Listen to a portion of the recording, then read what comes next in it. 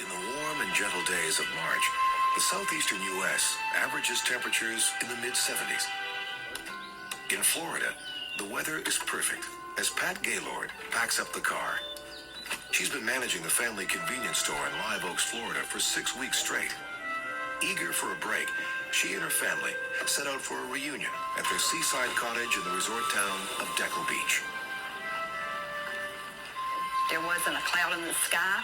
We had heard some news reports of a storm, but in Florida, that time of the year, which was March, you don't think of a hurricane-type storm. You think of some rain, some thunder, lightning, that sort of thing.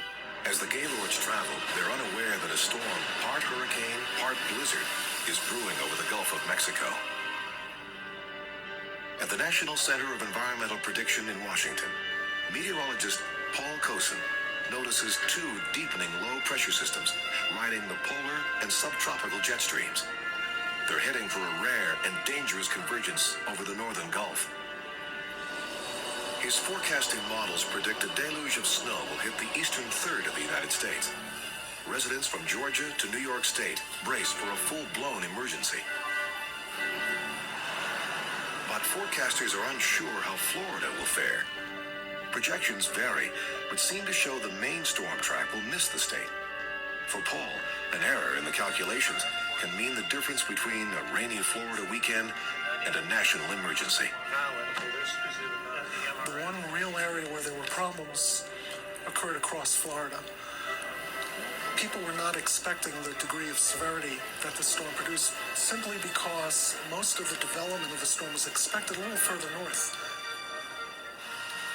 As Pat and 12 family members arrive at their cottage on Florida's northern Gulf Coast, there's no trace of troubling weather.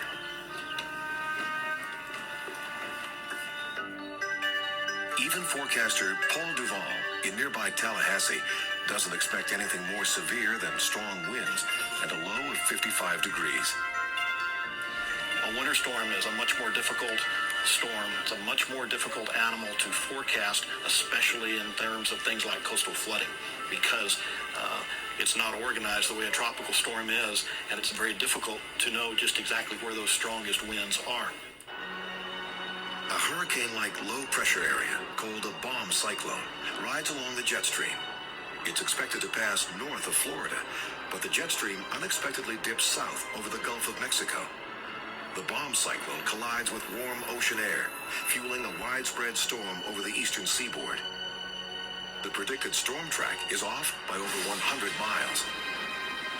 Over the Gulf Coast, the sky explodes into a crescendo of thunderstorms and lightning. Over 1,000 flashes an hour. Hurricane-force winds at sea generate massive waves, creating a dome of high water, a towering wall that rolls towards the Florida coast. There are no flood warnings until it's too late.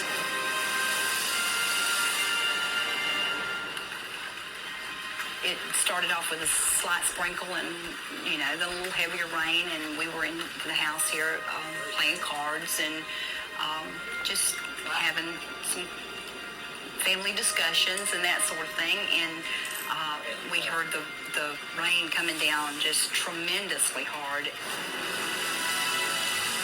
It was literally hitting the door and running in, and we put towels down to keep the water out of the house from wetting the floor so bad. Their concern soon gives way to terror. The storm surge pounds the shore, trapping them in their beach house. As water hammers the foundation, it starts to shake, and inch by inch begins to collapse. Pat realizes there's only one way out. We knew sooner or later we were going to have to jump out of the house into the water. We got some sheets, and we thought, well, there was 13 of us, so we wanted everybody to stay together.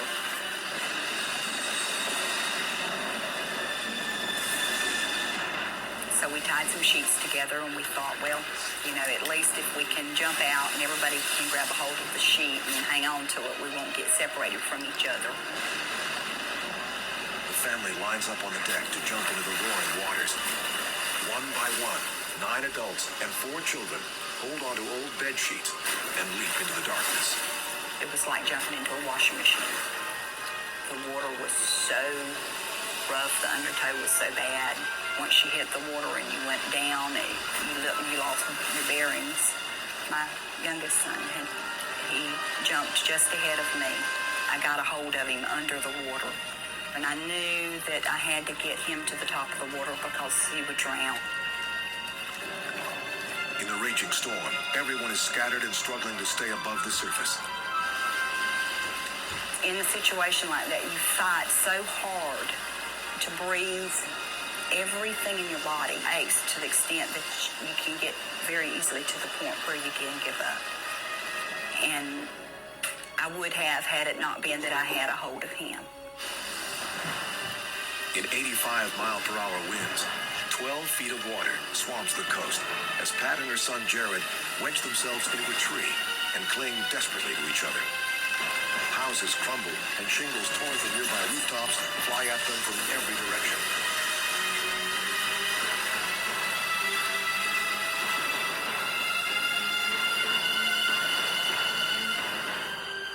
Hours later, the sun rises, the storm is past, and the water begins to recede, revealing the area ravaged by the deadly torrent.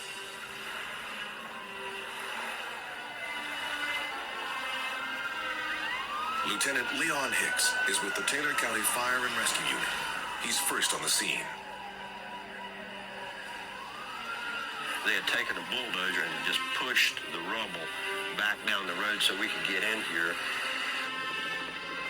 Water was still standing, and there was homes in those canals that nothing but the roof still showing on them. But the wind and waves have carried away 6 of their loved ones. Pat's sister, nephew, grandchildren, and daughter-in-law have drowned. Dazed and exhausted, Pat and her surviving family emerge from the water.